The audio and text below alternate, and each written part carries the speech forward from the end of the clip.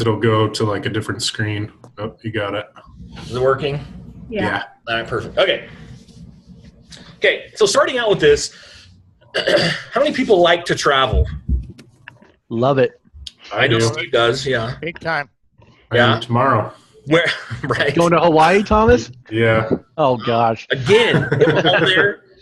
Oh, yeah, it's December. I forgot. It's That's December. why I missed this one the first time because I was in Hawaii. Oh, boy. Okay, so where are some of the coolest places that you guys have traveled to? I just got back from Cancun. Wow, that's nice. That was exciting. I went to Europe. I visited like 14 countries and backpacked across Europe for 2 months. That's That's awesome. That was super fun. Yeah. That's cool.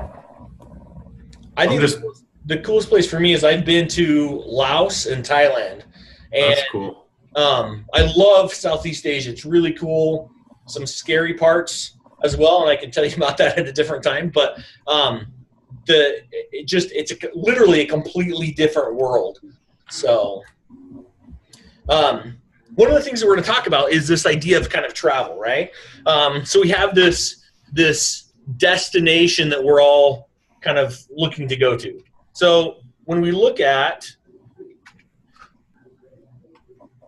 there you go. This, everybody knows what this is, right? Yep. Okay. What do you know about this? Tell me what you know. Is it Paris? It was done for like the 1898 World's Fair in Paris by Gustave Eiffel.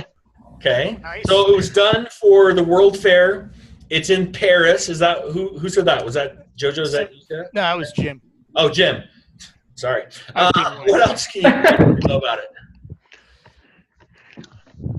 That's where my daughter wants to live. I know that. It adorns her room everywhere. Wow. Yeah, it's a place where a lot of people go for their romantic getaway and like to take pictures there. A lot of times people propose there. So. Yeah. City of Love. Yes, City it of is. Love. That was from Candace. It's not like brotherly. Right. Okay. So how do you get there? Plane. Boat. A plane? Do you have to go on a plane? Or a Super boat. long boat ride. Where you live. Right. Just don't take the Titanic. Then you could take a train. If you took a boat, you could take a train. Then you'd have to probably take the subway to get there or walk. Okay. Yeah, Steve, you're pretty familiar with this place, right? I lived there for a year in Paris. Oh, there you go. Okay. So what we're going to do is kind of take this analogy of leadership and use it metaphorically in terms of going on a trip, right? So if you were to go right now, if you were to say, hey, I want to go to Paris and I want to be able to see the Eiffel Tower, there's a lot of different things you could do, right? You could do a lot of research online. You could pull it up. You could find maps. Is it actually in Paris? Is it in a suburb? Does anybody know the street that it's on, right? Steve? I can't remember. Can't remember, right? It's on the Seine. It's on the river. It's on the river Seine. It's in Paris. Yep, in the kind of northwestern a little bit, but western part of Paris on the river. Okay. So all of these things, right? We can do our research. We can even ask somebody. When we get close, we could take a cruise from here over there. We could fly. We could, like Steve said, once we get there, we could take a train. There's a multitude of different ways that we could get from where we are now there, right? And from where each of you are right now, our travel itinerary would probably be different, right? So Jim, being where he is on the East Coast, is going to be completely different than all of us. Correct. Even those people here, we may decide, hey, yeah, I want to go to Paris, but the way that I booked my tickets, I'm going to go from here to LA and then from LA over. I'm going to go from here to Atlanta and then Atlanta over. I'm going to go here to New York, right? And getting there, we could drive, we could, take a bus, take the train, whatever we can. Again, multitude of different ways for us to be able to get to where we are to that destination of Paris. So when we look at this idea of, again, the analogy of leadership, Steve obviously knows a lot about Paris and a lot about the Eiffel Tower because he's been there. when I was a little kid in 4th or 5th grade, I had to do a report on the Eiffel Tower. So I remember pulling out the encyclopedias, because Google wasn't around, pulling out the encyclopedias and looking at pictures and reading books about the Eiffel Tower and really trying to study and understand more about what it is.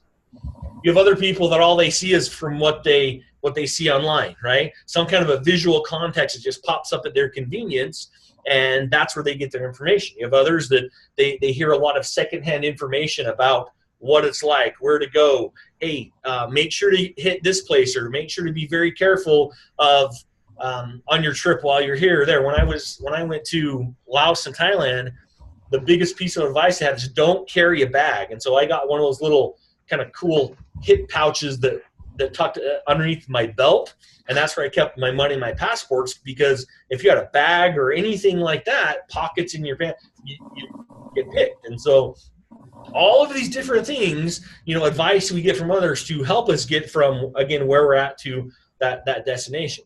And that's very analogous to us in terms of leadership as well. So all of us, instead of us going to Paris or to the Eiffel Tower, we want to be great leaders, right? That's our destination. We want to be able to not only lead people, but to feel like that we're giving something valid and important to those that we lead.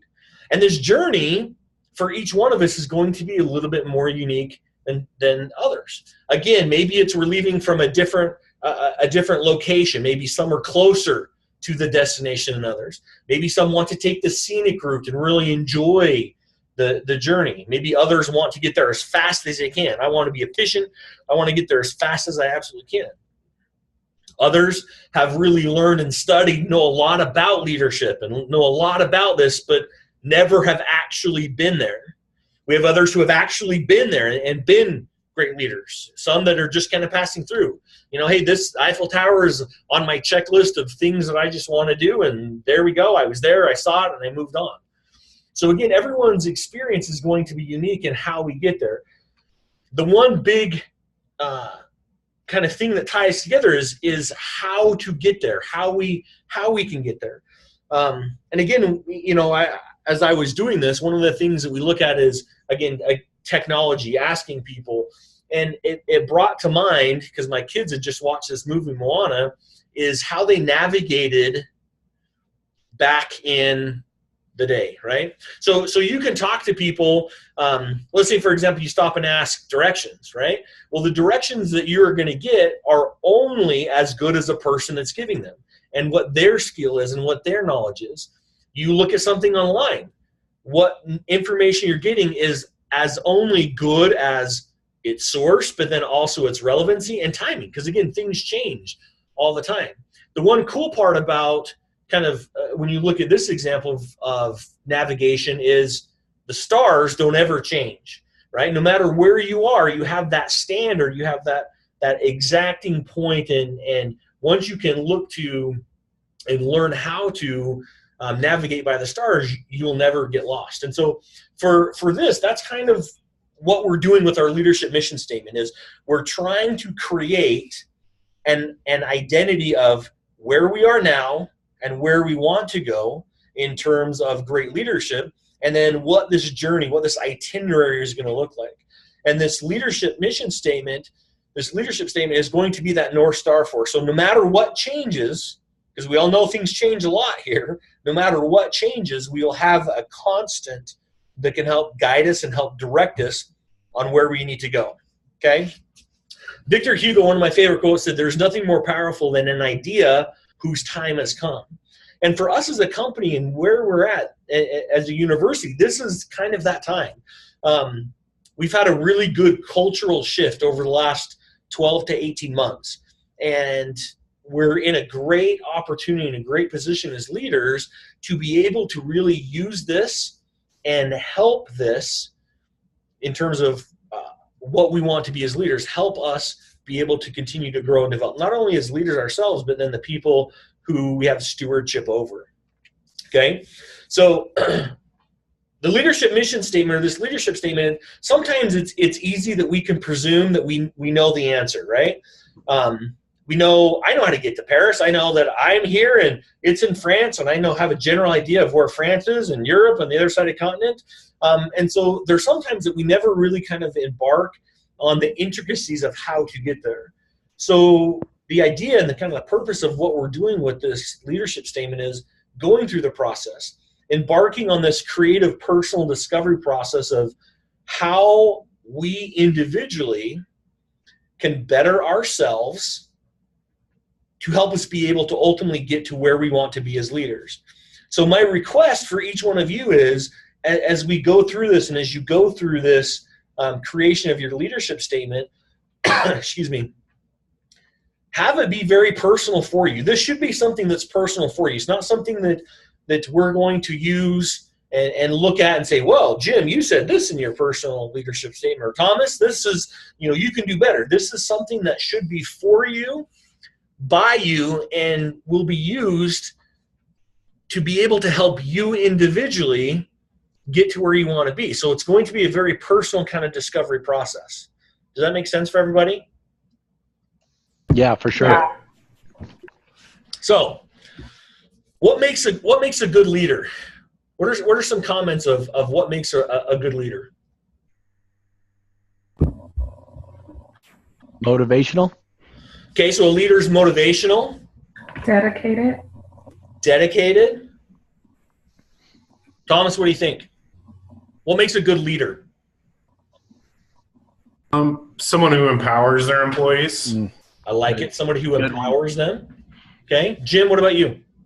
I think consistency is big, that, Ooh, that's a good one. you have to be consistent as a leader. You could lose respect and, obviously want to gain it as well. Yeah, absolutely. Candace, what about you? What makes a good leader? She said advocacy. Advocacy. Okay. Being an advocate. I like that. Thomas agrees with that one too. I've heard him say that. Mm-hmm. I think no ego is an important one. And that's a Leaving hard the one ego too, at the right? door. It is. Yeah. Being And I think honest, good. I think also in the trenches is one way to say it, but like a servant leader, that you're in there with your people and supporting, but I don't know if you'd say servant leader or in the trenches, but. Okay. That's good. So here's what I did is I gone through and I went through and found, for me personally, some of the people I look at as really good leaders and tried to pull out some of the qualities of them. So Mahatma Gandhi, right? Be the change that you want to see in the world. He was a great leader because he was resilient. He was very knowledgeable. I don't know if a lot of you know this. He had a law degree. He went to law school in England. And he was very, very well educated, but he wanted to make a difference for his people.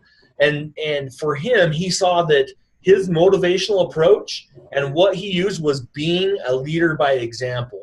So he's a really great kind of example of what a good leader is to me. George Washington, another good one. He had great foresight and vision. He was a great strategic planner.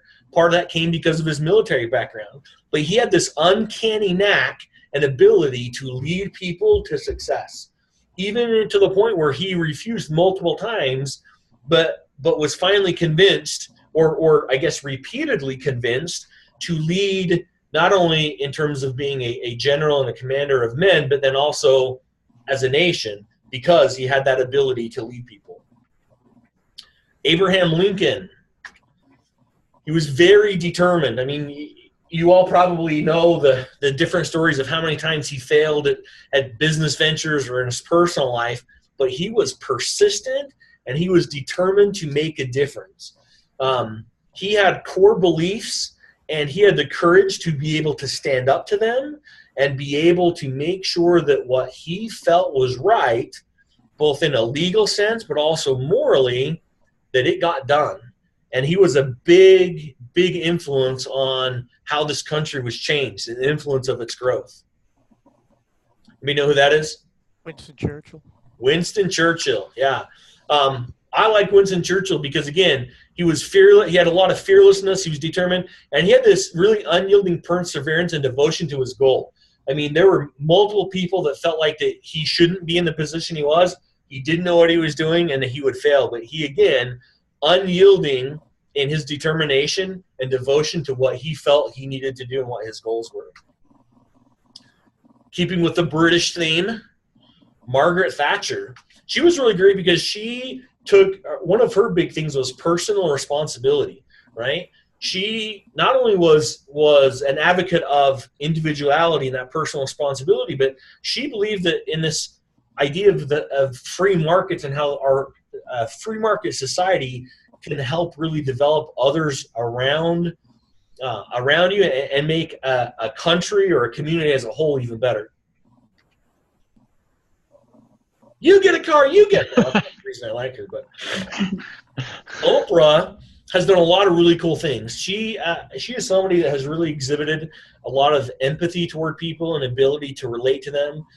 She has put a lot of time in as a big advocate for empowerment, especially for women, and inspiring people to find their purpose and determine and really come to a spot or a time in their life when they can feel like I can be the person that I'm meant to be and that I want to be. So in terms of this leadership statement for you guys, take a minute, and if you have something to write down or take notes, but I want you to record this for yourself so you can go back and look at it later. Again, whether it's on a piece of paper on your excuse me, on your computer, but why are you in leadership right now? And I know that this was something that you guys had did that first part, right? Mm-hmm. Okay, so see here again, we already did this part, but so does anybody have would anybody like to share that with us? Why you are in leadership right now? The timing, is it desire? Is it, the stars aligned? Why are you in leadership now? I think for me, it's just helping my people. There's nothing more rewarding for me than seeing my own people be successful and be able to grow and develop professionally and get promotions. I mean, I've had over 20 junior FPs that have been promoted to first-year planners since I've been a leader here. That's awesome, Thomas. Yeah, for me, this is Jim. When I was 16, I was running. I was just another employee in a convenience store, like a 7-Eleven, and my boss got fired for stealing cigarettes. So I got stuck in a leadership role, and from there, I'll be 55 this year. So I've been in management for most of my life. Little brief stints out of it, but it's just building teams, and a lot of times when I was in the retail end, I would only have 6 months to turn over a team and prepare them for the next step, and then I would leave for the next scenario. So building those relationships, getting other people ready for the bench, so that they can move up, and then seeing them do it is fantastic. And then for my own self, just challenging myself for that next level. That's probably it in a nutshell. Awesome. Candace, but to watch people reach success, that light bulb moment, I love that too. I love those moments where you just see in their face or see them just the ding that makes sense for them. Okay. What do you want to be known as for a leader? Everything that we mentioned before. Exactly. All those Everything, other all of it? No, but some of those. Me personally is like a servant leader, but also someone who, obviously is 100% there to help and support and develop and empower those who I lead. Okay. Yeah, definitely somebody who, works with their team, and somebody who's very supportive, and somebody who's willing to really, I guess, do the quote unquote dirty work and help people, if it's either turning their weakness into like growing pieces in their lives or bringing out potential in them that they didn't know that they had. Sorry, if I can add one more thing. I want to be known as a fun leader. I'm sorry, like when I think of my personality, who I am, I'm like, and like you said, it's kind of a discovery. I think this has been really good for me to go through this, because I think it's good to think about using your own personal skills and whatever else. But I want to make sure I'm fun. We're having a good time. People are happy. I think employee like happiness and even satisfaction is a huge thing for me, to make sure my employees are happy. Yeah, that's awesome. And it says that to love people enough that you not only support them, but hold their feet to the fire. Make them be the best them. That's great. Yep. Good. So when we look at this too, we're going to talk about 4 things that we kind of outlined in your last kind of pre-work segment. the four big key areas to really kind of developing and crafting this leadership statement is understanding your personality, knowing what your values are, knowing your interests and passions, and then know your strengths, talents, and skills, right? So in terms of personality, right? One of the things with personality is,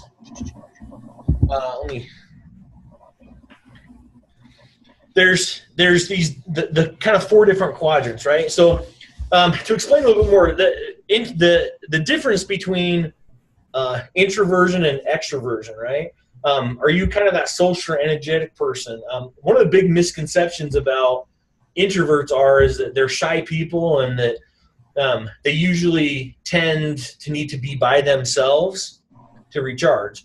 The interesting thing, though, is a lot of times it's not just somebody that I don't like being around people, is they're really good with being around people, but again, they need that time alone for them to feel like that they can build up. Where extroverts are kind of the opposite. They have to be around people to feel the energy and to get things moving and things like that. So introverts sometimes can be maybe a little drained if they're in too much of a social or in a public setting.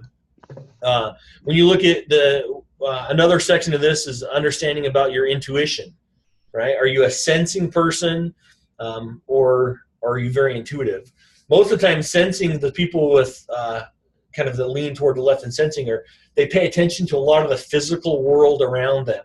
So they're very observant of that. They notice facts, the practicality of things, and they trust very heavily on what their previous experiences are. Intuitive people, on the other hand, they pay a lot more attention to kind of the abstract. They pay attention to patterns and meaning and feeling. They're usually those people that are more interested in thinking of ideas and possibilities rather than the reality and actual hands-on experience. Then you have the other section kind of in that bottom left corner of thinking and feeling. A lot of times this group really kind of typically describes how people make decisions, right? So thinkers tend to make decisions logically by being impersonal to avoid outside influences. So very factual, very objective.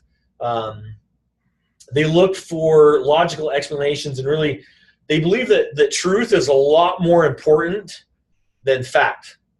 Okay, the feelers, I guess, on the other hand, those are the people that weigh personal opinions a lot more. So they like to get other people's points of view when they make decisions. They want to be able to, how do you feel about this? Because this is kind of how I'm feeling, but I'd like to get your input. They lean more toward tact and how I'm going to present my message and how I'm going to communicate than just being that cold hard truth. This is what it is and this is what it's like. They try and soften it. They try and make it a little less harsh coming across. And they're the ones that really like to make decisions based upon compassion and based upon kind of their heart. And then you look at the judging and perceiving, and this is more toward, I guess, directed towards your outward world. Are you orderly? Are you looking for control? Are you very structured? Are you kind of that, yeah, I'll do it, I'll get to it, it may take me a little while, but I'll get there and I'll make it right kind of before the deadline. Okay? So you guys had an opportunity to go through and do your personality assessments, right? Did everybody do that? Yep. Yes, sir. Yep. So anybody want to share what they came in as? I'll share mine. It was kind of interesting for me because this is now the fourth time that I've done this, and every single time it's been the same exact one. And it's been over probably like the past 5 years. So I was kind of expecting it to maybe change over the years, but yeah, it's always stayed the same. But mine was the ESTJ. What's your the executive? The executive. Okay. What stood out to you about that? I don't know. It's kind of like every time I've done it and looked at it, there's some stuff that I agree with and others that don't necessarily fit the bill. Yeah. I have to pull it back up again there's a lot of information that it gives you, so I don't remember all of it off the top of my head. Okay. Anybody else? I can share. Yeah, go ahead. I was an advocate, and I found it really interesting because I've always wanted to help others. It reminded me when I was in grade school, I was like the lone child who was in the peacemaker group. Like I always wanted to be that one who helped make peace. So just very genuine and caring about people, and I am a very soft-spoken individual. But a lot of it I agreed with. There were a few things that I didn't, as far as like being a perfectionist and so forth. Okay. I'll go. Go ahead. Well, mine was a campaigner. ENFPA, I guess, a diplomat. It was interesting. It was kind of similar. Ed was a campaigner too, which I didn't realize we were the same. And as we looked through some of the things like how you manage people, how you are as like a parent or whatever, some of them were right on. There were a few like that were like, I was like, oh, okay, I could kind of see that. But some of the things I was really surprised at how exactly right on it was for me in different areas of my life. So it was good. That's awesome. Yeah. Yeah. Candace echoed that the section about it on relationships and the roles you play. This I would suggest if you haven't really go through and look at this. I was listed as any guesses of what I got? Anybody? This was really fun in Vegas because you had all these people that are going around. What did you get? Oh, I'm totally that. Oh, I can't be that. I was listed as the entertainer. Yep. Yes, that's gay. I could go. I was going to say comedian, but yeah. Well, so 67. 2/3 of me is extrovert. 2/3 of me is observant. 2/3 of me is feeling, which I can totally see. 2/3 of me is prospecting, and 2/3 of me is, or actually 3/4 of me under my identity is assertive.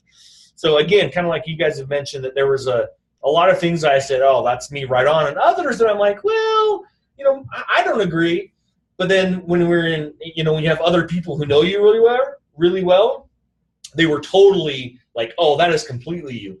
We had one example. We had somebody who they looked at theirs and said, that's not really mine. And they went around to everyone else and was asking them, hey, what are you? And was trying to get an idea of where they were, and they're like, oh yeah, that's totally you. And then as you go back and read part of what it explains that to the T, like you are this person that has to be involved with everybody else and knowing where everybody else stands. And so it was funny to show that person, and they're like, oh, I should probably go back and read mine a little bit better.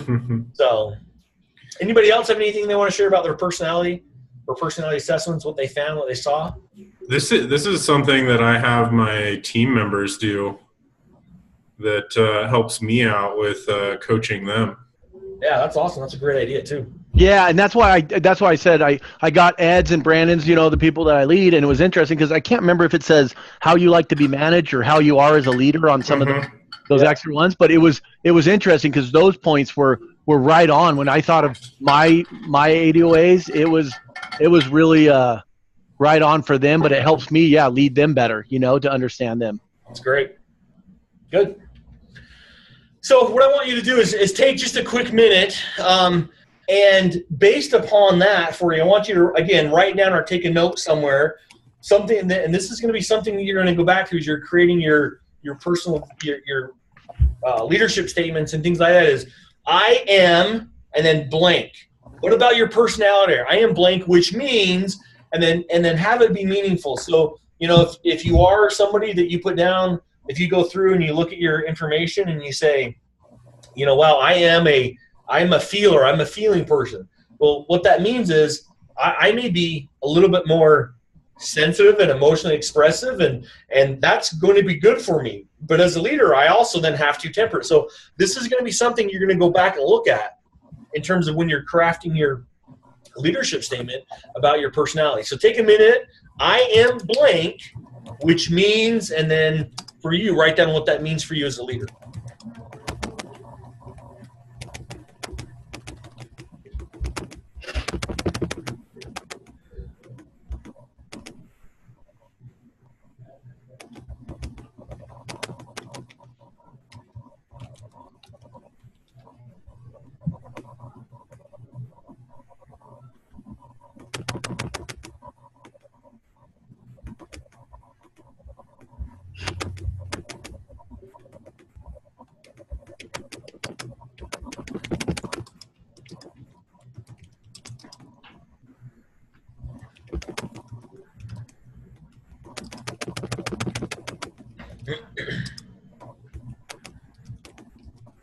Okay, I'll give you just another second or so, and then we're going to move on, time-wise.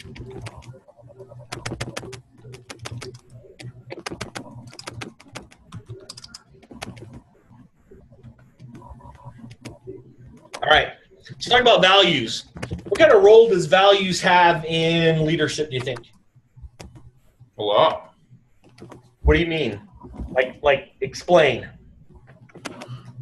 I mean, I think it's something like values are things that that people have, whether they realize it or not. It's kind of like how they are raised. It almost kind of guides and shapes them on how they lead and how they treat their people. Yeah. In fact, there's a couple things with values. One, I love these two quotes.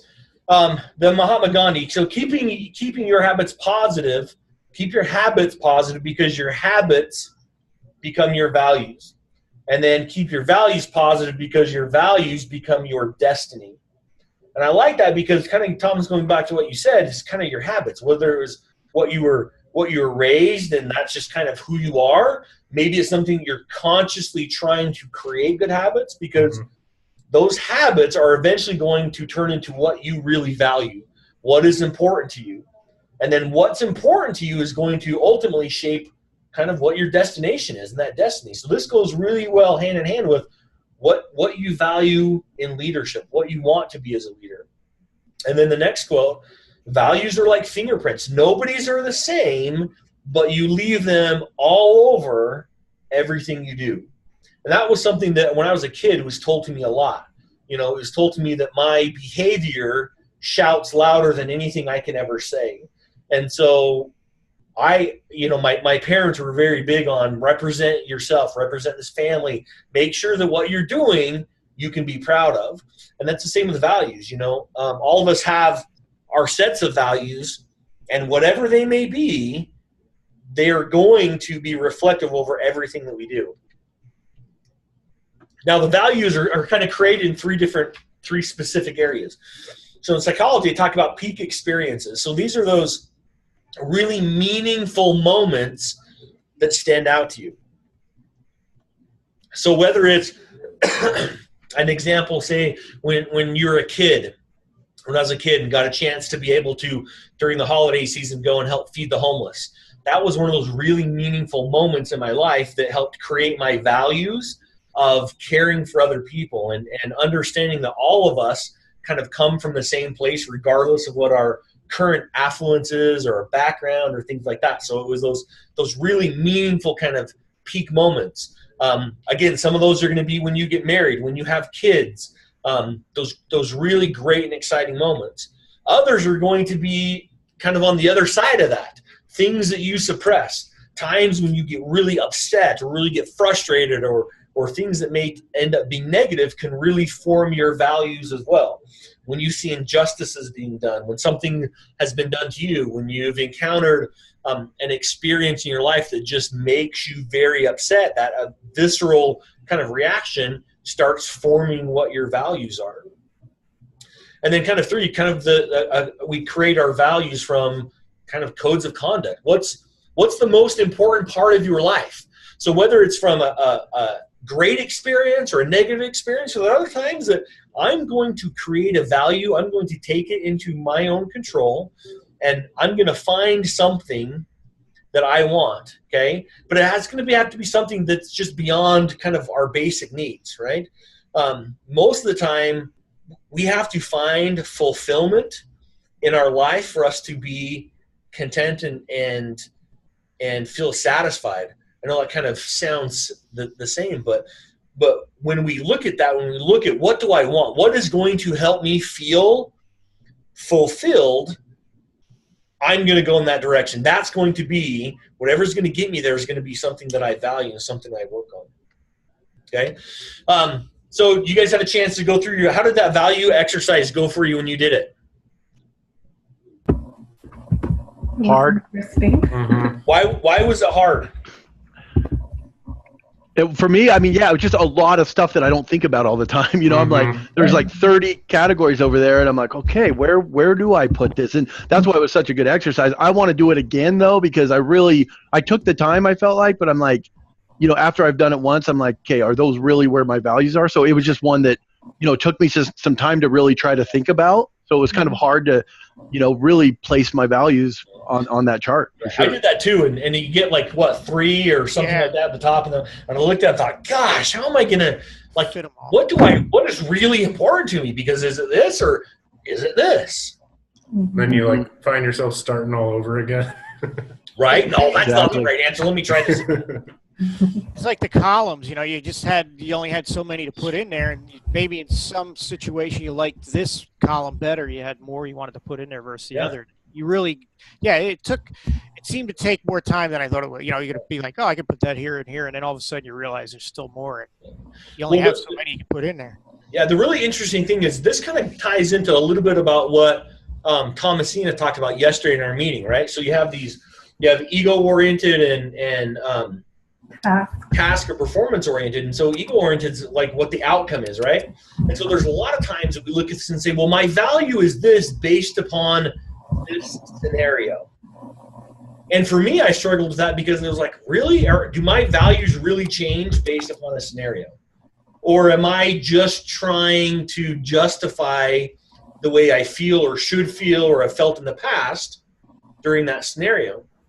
And so then I also looked back and said, okay, well, if my values are such in this scenario, what can I do that would change that to have them align with what I really think my value should be overall, right? So it kind of goes back to if we're somebody that, well, it just depends on where I'm at. Again, not saying that that's necessarily a bad thing, but how is that really going to change? And if in that scenario that value doesn't hold true, is that going to cause issues later on, right? So again, it's a good thing to do and go over, like Steve said, go over it again and really look at it and say, yeah, where do I really stand with this? So again, on here, I value something because something. So take a minute and pick one of the values that really stood out to you or that you feel is important and put I value and the reason why you value it. I'll give you about a minute to do that.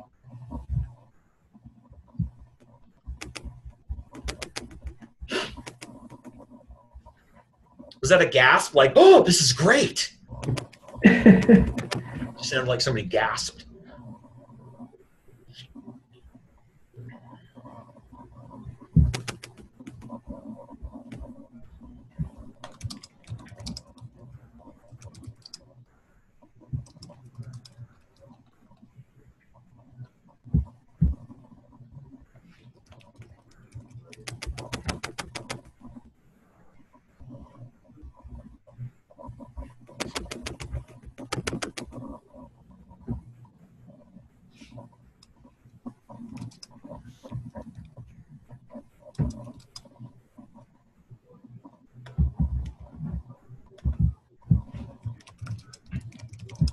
Okay. So moving on, interests and passions. Here's something I found was really interesting. According to a recent Gallup poll, over 70% of employees feel that they are not engaged at work. Now, I'm not talking about matrimony engaged. I'm talking about the other engaged, feeling like that they're part of something or doing something. What does that tell you? So in a general survey of in the workforce, 70% of people said they're not engaged. What does that tell you? They're just going through the motions. There's no passion. There's no connection. The management's probably not in tune with their needs, and there's no challenges or growth probably for them. They don't have good leaders. Okay. For one reason or another, they've lost their drive. They're in the wrong job. No, I was being facetious. Sometimes they could be like when I ran retail, you might have somebody in a wrong situation and move them to another department, and they blossom. They're on the wrong seat on the right bus, right? Exactly, yeah. And you need to move them, and then you get it's just like somebody in a baseball team, and they play the wrong position, and they become an all-star in another. Yeah. The really cool thing is once each one of us really kind of gets in touch with what we feel is really important to us, it's a lot easier for us to be able to see what our real interests and passions are. there's been studies that have shown that production increases when you're doing something that you're really passionate about. And I'm sure that you can see that with the people that you lead. Mm-hmm. Those that are good high performers, there's probably something in what they do that they find either very interesting or they're super passionate about.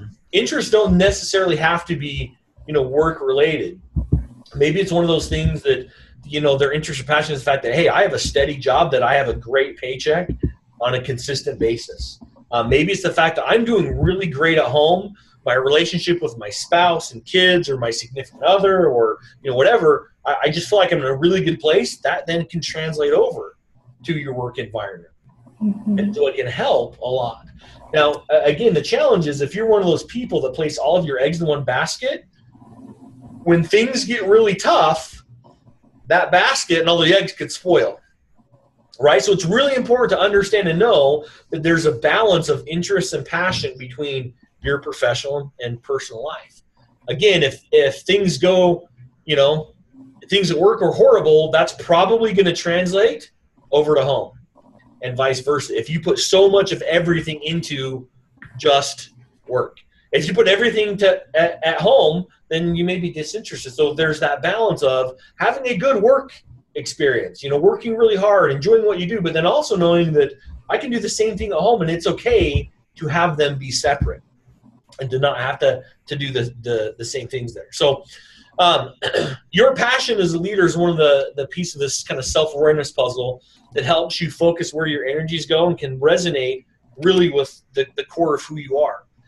As a leader, it's really, really important because our jobs are to help other people understand what their passions are so that then we can help members of our teams, maybe in areas of responsibility, take this kind of intrinsic motion or intrinsic motivational force and help them channel it, help them be able to take that and help them be able to use that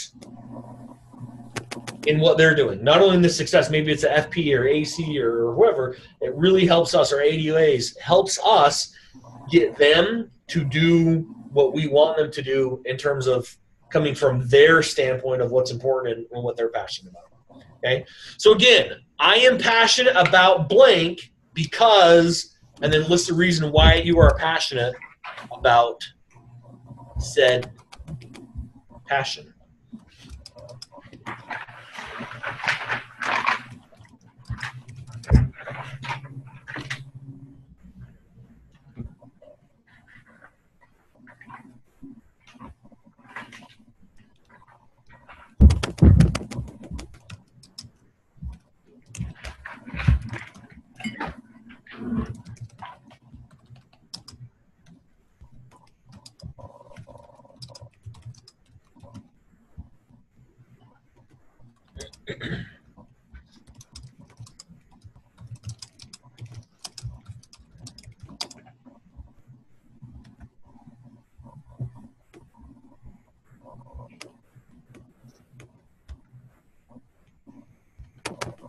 All right, let's talk a little bit about knowing your strengths. Does anybody know who this guy is? Federer? Pete. Is it Pete? Not Federer. Pete Sampras. Nope. Who else is it? Nadal. Nadal. Nope. Does that look like Rafael Nadal? I have no idea. Tennis player. I used to like Borg. That was a long time ago. This guy's name is Andy Roderick Murray. Oh, yeah. Okay. On the tip of my you know tongue. anything about him? Nope. Okay.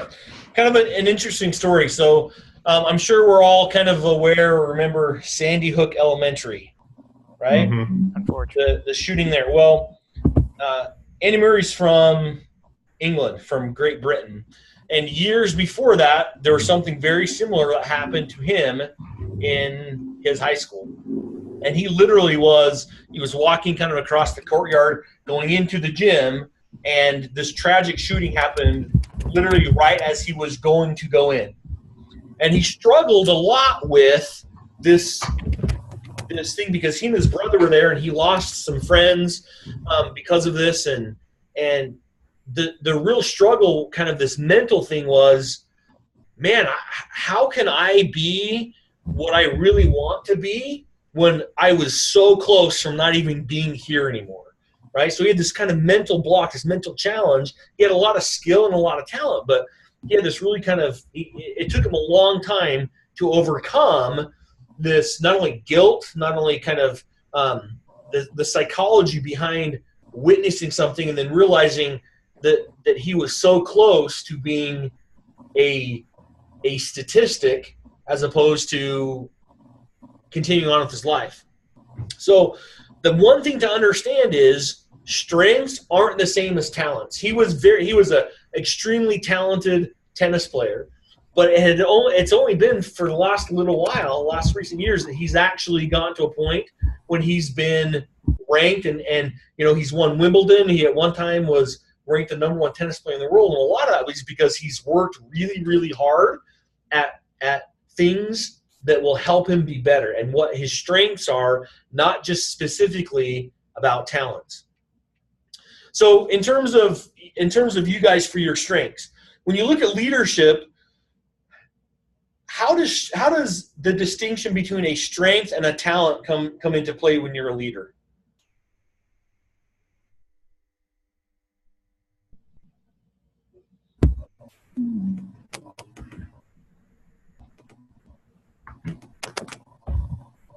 Any guesses, any ideas?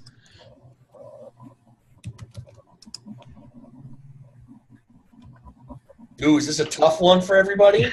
Yeah. Yeah, do you want to guess? I don't. About. Yeah, because I think a talent is something can be developed and you can grow and do. I mean, a strength, I guess, is too, but maybe a strength is more intrinsic or you're born with. But I think you can develop strengths too. So I don't know. That was a guess. Okay. It was wrong. Here's the thing: there's not necessarily one right answer to this, right? But when you look at your people, you can probably think of people that are very talented, right?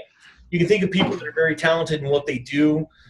Maybe it's because they're very talented in having good conversations with people. Maybe they're very talented in being able to build relationships with others. You have other people that maybe they're not talented at it, but what they're really good at and a strength is their work, their determination and wanting to work hard.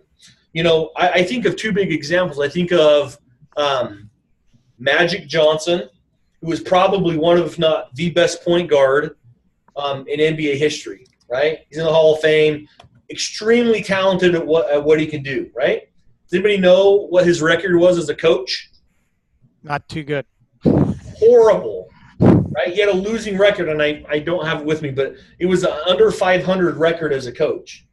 So just because you're very, very talented at something doesn't necessarily mean that you're going to be good at helping others with that, right? Does anybody know who Eric Spoelstra is? Does that name ring a bell?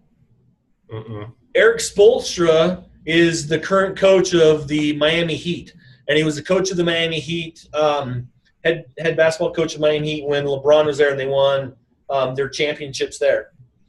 Eric Spoelstra started out in his NBA career as a video guy. This is the guy that would cut up videos for the coaches to use. But because he was really good at being able to identify and notice certain things, and because he worked really, really hard, he worked his way up to become the head basketball coach of a professional basketball organization. So there's there's distinctions between what a strength is and what a talent is. Talent is more of something that's intrinsic, that's there. You can develop talents, but a strength is something that you have to work really, really hard to build. Maybe someone's strength is, I'm really good at having difficult conversations with people. And the reason for that is because I've worked really hard at it. Now, maybe people could be talented at having difficult conversations, but more often than not, it's because they saw something, again, going back to values, that it was a really hard experience and they valued the idea of, I want to make this have the best possible outcome as possible, the best possible outcome. So I'm going to work really, really hard to be able to have difficult conversations and have them turn out the way I want them to be. You have others that have great talents that they can try and work to develop, but sometimes they don't have to because they're just really good at it. So there's a big difference and distinction between strengths and talents. And and not that talents aren't important, but what we want to be as leaders is we want to find what our strengths are, because that, again, typically will connotate the idea that we've put time and energy into it, that we've put a lot of work to make those things better. Because if we can do that, then that will then translate to us as a leader helping others find those same things and create and develop strengths of their own. Does that make sense for everybody? Yes. Basically the opposite of what I said. Yes. Okay. So, again, real fast. What is one of your strengths? List one of your strengths, which means that I can do or I can be blank. And again, in the context of a leader, one of my strengths is blank, which means I can do or I can be something.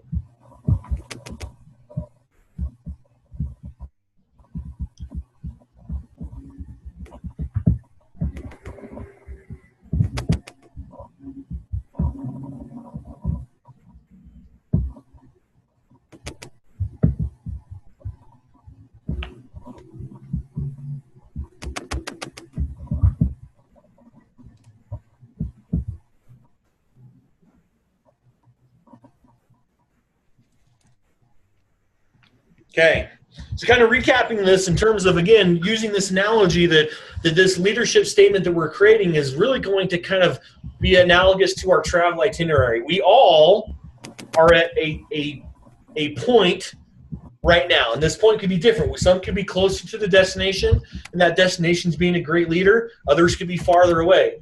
And these four kind of specific points are going to help you in terms of crafting this leadership statement. And really, we're going to start with what's called a personal vision statement. So this is going to help us craft these to be a little bit better, to help us give us a better idea of again, what our itinerary or what we're going to do along the way to this journey. So again, the first thing is really understanding your personality.